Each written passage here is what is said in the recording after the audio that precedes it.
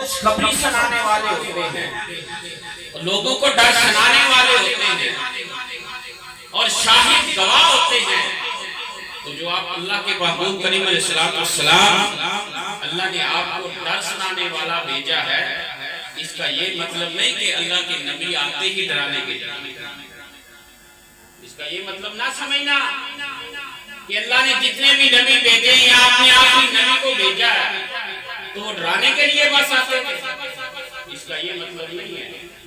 نذیرہ کا مطلب یہ نہیں کہ اللہ کے نبی سے ڈرانے کے لیے آتے ہیں، نانا اللہ نے اس لیے نذیر بنا کر بھیجا ہے کہ وہ لوگوں کو یہ بتائیں کہ اگر تم اللہ اور اس کے رسول کتاب کی نافرمانیاں کرو گے، گمراہی کے راستے پر چل جاؤ گے تو اس عذاب سے ڈرو جو جہنم کا عذاب تمہارے لیے ہے۔ یہ نذیر کا مطلب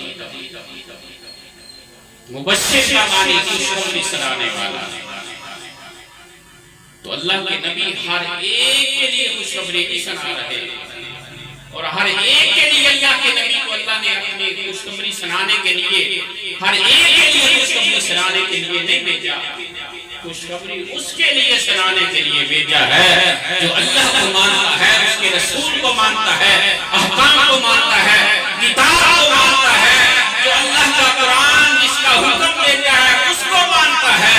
اللہ کے محبوب اس کے لیے خوشخبری لے کر آئے ہیں کہ اللہ وحدہ لا شریک تمہیں جنت عطا فرمائے،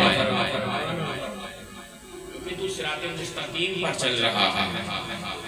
ایک گمراہی کا راستہ ہے، ایک صراط مستقیم کا راستہ ہے۔ انسان نے کون سا راستہ اختیار کرنا ہے یہ انسان کی اپنی مرضی ہے۔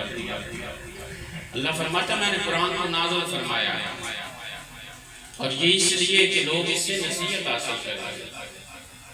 قرآن آیا ہدی للناس، لوگوں کی ہدایت کے لیے آیا، لوگ اس قرآن سے ہدایت حاصل کریں، لیکن لوگ اس قرآن سے ہدایت اب حاصل نہیں کرنے، اب لوگوں سے کسی اور ذرائع سے لوگ ہدایت حاصل کر رہے ہیں۔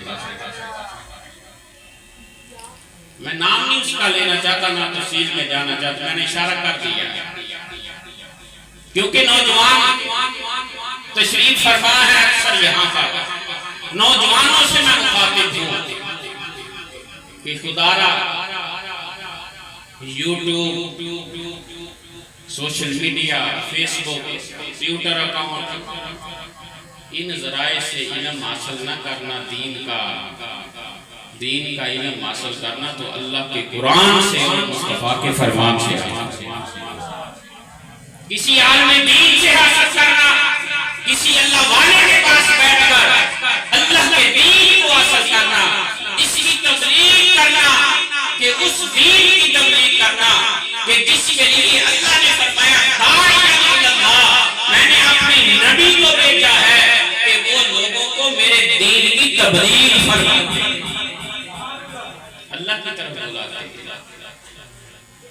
تو اللہ تعالیٰ نے فرمایا والصالحین، وہ نیک لوگ ہیں۔ اب نبوت کا دروازہ بند ہے، قیامت آنی ہے، کسی نبی نے نہیں آنا۔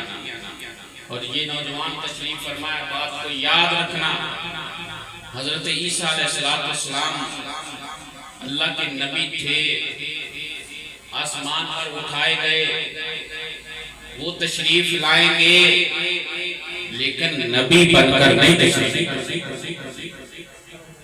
کوئی آپ کو ورگلانے کی کوشش کرے کہ اللہ کے نبی حضرت عیسیٰ علیہ السلام انہوں نے تو آنا ہے، یہ قیامت کی نشانی میں سے نشانی ہے، تو لیکن آئیں گے، اس میں کوئی شک نہیں ہے، لیکن وہ نبی بن کر نہیں آئیں گے جس طرح میں اور آپ محبوب کریم علیہ السلام کے غلام اور امتی ہیں، وہ بھی اسی حیثیت سے تشریف لائے۔ یہ کو معمولی بات،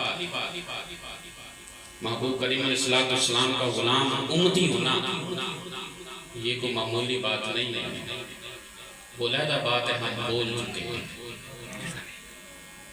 اپنے نبی کی عظمت کو، شان کو، ان کے فرامین کو ہم بھول چکے ہیں۔ نبی تو وہ تھے کہ جب اس دنیا میں تشریف لائے اس وقت بھی رب حبلی امتی کہا، اس دنیا میں رہے، کوئی بھی خاص موقع مقام جگہ آئی اس جگہ پر بھی امت کو یاد رکھا، رب حبلی امتی کہا۔ اور جب اس دنیا سے ظاہری وصال فرما رہے ہیں، ظاہری اس دنیا سے تشریف لے جا رہے ہیں، اس وقت بھی اللہ کے نبی رب حبلی امتی فرمانے۔ تو ہمیں ہدایت ان سے حاصل ملنی ہے، حاصل ہونی ہے، ان سے ہم نے ہدایت کو حاصل کرنا ہے جو اللہ والے ہیں۔ اللہ والے سے ہی اللہ اللہ کہنے سے اللہ نہ ملے، اللہ اللہ کہنے سے اللہ نہ ملے۔ اللہ والے ہیں جو، اللہ والے ہیں جو یہ اللہ والے ہی ملا سکتے ہیں۔ تو جن کا آج عرس منا رہے ہیں حضور شہنشاہ بغداد رضی اللہ تعالیٰ عنہ، ان کی بھی کوئی معمولی شان نہیں ہے، اللہ نے ان کو بھی کتنا مقام اور مرتبہ عطا فرمایا ہے۔ تو اللہ نے فرمایا قرآن مجید فرقان حمید میں والصالحین، وہ اللہ کے نیک بندے ہیں جو انعام یافتہ ہیں، جن کا ذکر اللہ نے قرآن میں کیا ہے۔ ہر نماز میں یہ پڑھتا ہے اہدنا الصراط المستقیم، اللہ ہمیں سیدھے راستے پر چلا۔ تو سیدھا راستہ کون سا ہے؟ انعم اللہ، ان لوگوں کا ہے جن پر میرے رب کا انعام ہوا، جن پر اللہ کا انعام ہوا ہے۔ وہ نبی ہیں، صدیق ہیں، شہید ہیں، اور وہ صالحین، وہ اللہ کے نیک بندے ہیں۔ وہ اللہ کے جو نیک بندے ہیں وہ اللہ کے انعام یافتہ بندے ہیں۔ تو آج کوئی اگر بے وقوف جاہل مرزا یہ کہے کہ باقی شہر کوئی نہیں، وہ اللہ کا قرآن تو پڑھ لے، اللہ کا قرآن کیا فرما رہا ہے؟ اللہ کا قرآن فرما رہا ہے یہ تو میرے نیک بندے ہیں اور یہ میرے انعام یافتہ، یہ میرے انعام یافتہ بندے ہیں۔ تو کہہ رہا شہر کوئی نہیں، اللہ کا قرآن فرما رہا ہے یہ میرے انعام یافتہ بندے ہیں۔ تو جو اللہ کے قرآن کا انکار کرتا ہے، تو جو اللہ کے قرآن کے ایک حرف لفظ نہیں، ایک حرف کا بھی انکار کرے وہ مسلمان ہے۔ علماء اکثر تشریف فرمائے یہاں پر، کیوں جی وہ بندہ مسلمان ہے جو قرآن کے ایک حرف کا بھی انکار کرے، وہ مسلمان نہیں۔ تو اللہ تو قرآن میں یہ فرما رہا ہے کہ یہ تو میرے انعام یافتہ بندے ہیں۔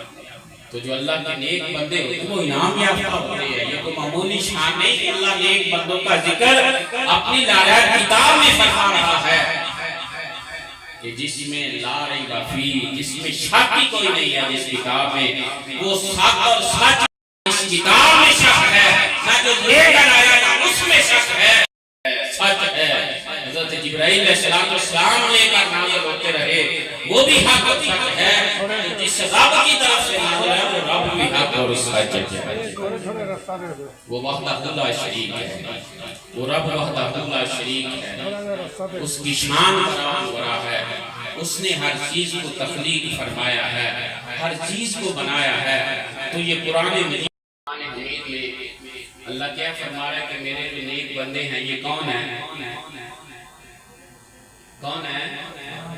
انعام یافتہ کون ہے؟ انعام یافتہ ہے۔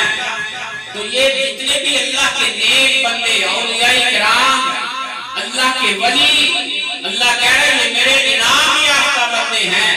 اللہ تعالیٰ نے کسی کا نام نہیں لیا کہ میرا فلاں بندہ میرا قریبی ہے، وہ میرا ولی ہے، وہ انعام یافتہ ہے۔ اللہ مطلق اعلان فرما رہا ہے جو بھی میرا ولی ہوگا، جو بھی مجھ سے محبت کرنے والا ہوگا، جو قرآن پر عمل پیرا ہوگا، جو شریعت پر عمل پیرا ہوگا، جو نبی کی بات کو ماننے والا ہوگا، وہ میرا نیک بندہ ہوگا، وہ میرا ولی ہوگا، دوست ہوگا اور میرا انعام یافتہ بندہ ہوگا۔ اللہ فرمائی یہ عام اولیاء کا مقام ہے، جن کے قدم کی موت سے ولی بنتے ہیں، اللہ ان کو کتنا مقام ہے۔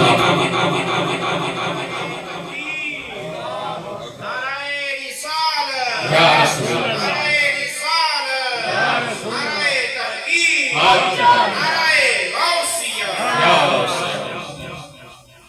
تو جن کے قدم کی برکت سے ولی بنتے ہیں، اللہ نے اس حضور شہنشاہ بغداد رضی اللہ تعالیٰ کتنا مقام عطا، کتنی شان عطا فرمائی۔ آپ کی بارگاہ میں ایک اماں جی آئی، کہنے لگی کہ یہ میں مقام اور مرتبے کی شان کی بات کر رہا ہوں، معجزہ نبی کا ہوتا ہے، کرامت ولی کی ہوتی ہے، اور یہ اللہ اپنے نیک بندوں سے اس کا ظہور کراتا ہے تاکہ لوگ دیکھ کر ایمان لے کر آئیں اور اللہ کی قدرت کو، اس کے ایک ہونے کو مانے کہ یہ رب وحدہ لا شریک کی شان ہے، اور اس کی شان کا ظہور اگر نبی کی ذات سے ہو تو وہ معجزہ ہوتا ہے، اگر ولی کی ذات سے ہو تو کرامت ہوتی ہے۔ اور معجزہ کیا ہوتا ہے کہ جو بندے کی ذہن سے، اس کے عقل سے بات براول، جس سے بندہ عاجز آ جائے، بندہ تھک جائے، اس کو معجزہ کہتے ہیں۔ اب ایک پتھر ہے، بے جان ہے، وہ حرکت نہیں کر سکتا، جب تک اس کو ہلائے نہ وہ حرکت کر سکتا ہے۔ یہ سٹینڈ، یہ بے جان ہے، یہ پڑا ہے یہاں پر، یہ اس وقت تک حرکت نہیں کرے گا جب تک اس کو ہاتھ لگا کر اٹھا کر کسی دوسری جگہ پر نہیں رکھے گا، کیونکہ یہ اس میں جان نہیں ہے، یہ بے جان ہے۔ یہ اس وقت تک حرکت نہیں کرے گا جب تک اس کو ہاتھ نہیں لگائے گا۔ تو ایک پتھر ہے، وہ بھی ہل نہیں سکتا، تو حضرت صادق علیہ السلام اس پتھر سے اونٹنی کو نکال دیں۔ بات تو یہ سمجھ میں آتی ہے کہ پتھر سے پتھر ہی نکل سکتا ہے، بے جان چیز نکل سکتی ہے، جاندار نہیں نکل سکتی، تو اس پتھر سے اونٹنی کا نکلنا یہ اللہ کی قدرت تھی، حضرت صالح علیہ السلام کا معجزہ، یہ معجزہ ہوتا ہے۔ اب یہ سٹینڈ کی میں بات کر رہا تھا، جب تک اس کو ہلائیں نہیں یہ ہل نہیں سکتا، یہ حرکت نہیں کر سکتا۔ تو اگر یہ چلنے لگ پڑے، یہاں سے حرکت کرنی شروع کر دے، تو یہ ہماری سمجھ میں بات نہیں آئے گی۔ تو یہ ایسی چیز کا واضح ہونا جو انسان کے ذہن، عقل، فہم و فراست سے براؤل ہو رہا ہو، اس کو معجزہ کہا جاتا ہے۔ تو کرامت اللہ کے ولی کی ہوتی ہے، وہی چیز اللہ کے نبی سے ظاہر ہو تو وہ معجزہ ہے، وہ اللہ کے ولی سے ہو تو وہ کرامت ہے۔ حضور شہنشاہ بغداد رضی اللہ تعالیٰ عنہ آپ کے مقام مرتبے کی بات کر رہا تھا، کوئی اماں جی آئی، کہنے لگی کہ میرا بیٹا جو ہے وہ فوت ہو گیا ہے، مل نہیں رہا، تو یہ آپ ہی ہیں کہ جو اس کو واپس لا سکتے ہیں۔ حضور شہنشاہ بغداد رضی اللہ تعالیٰ عنہ آپ نے فرمایا کہ اماں جی جاؤ گھر میں آپ کا بیٹا آ جائے گا۔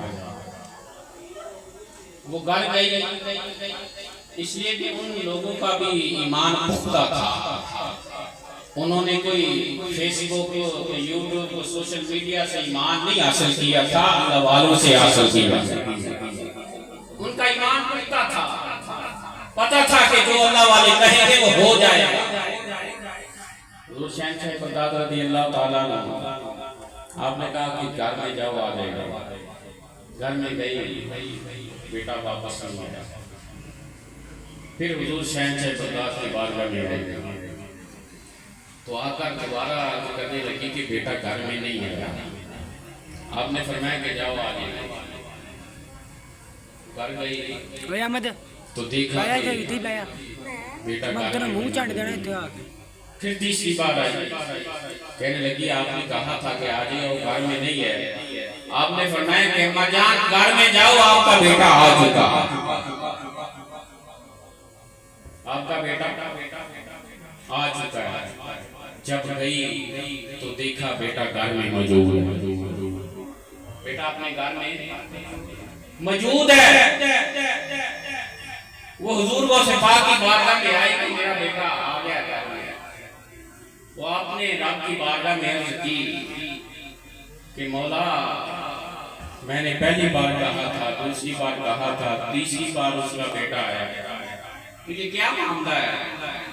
تو جواب ملا کہ جب تو نے غوث پہلی بار کہا تھا تو میں نے اسی وقت فرشتوں کو حکم دیا تھا کہ اس کے عذاب کو اکٹھا کریں، اس کے عذاب کو جوڑنا شروع کر دیں۔ اس وقت انہوں نے عذاب کو جوڑنا شروع کر دیا تھا، اور جب دوسری بار کہا کہ آ جائے گا، اس وقت میں نے اس کو زندہ کر دیا تھا، اور جب تیسری بار کہا تھا میں نے اس کو گھر پہنچا دیا۔ یہ شان ہے میرے غوث، کئی کرامات ہیں، کئی واقعات ہیں۔ آپ فرماتے کہ میرا وہ مرید جو ہے، غلام جو ہے، وہ مشرق میں ہو اور میں مغرب میں ہوں، تو وہ جہاں سے مجھے پکارے گا میں اس کی فریاد کو سنوں گا، اور میرا مرید ہو تو وہ بے ایمان اس دنیا سے نہیں جائے گا، ایماندار اس دنیا سے جائے گا۔ جو غوث کو ماننے والا ہے، ان کی تعلیمات پر عمل پیرا ہو، جو اللہ کے اولیاء کو ماننے والا ہو، ان سے تعلیم حاصل کرنے والا ہو، اور اس تعلیم پر عمل پیرا ہو، تو وہ بندہ پھر اس دنیا میں بھی کامیاب ہے، قبر حشر میں بھی کامیاب ہے۔ اللہ تعالیٰ ہمیں سمجھ کر عمل کی توفیق عطا فرمائے۔ وآخر دعوانا ان الحمد للہ۔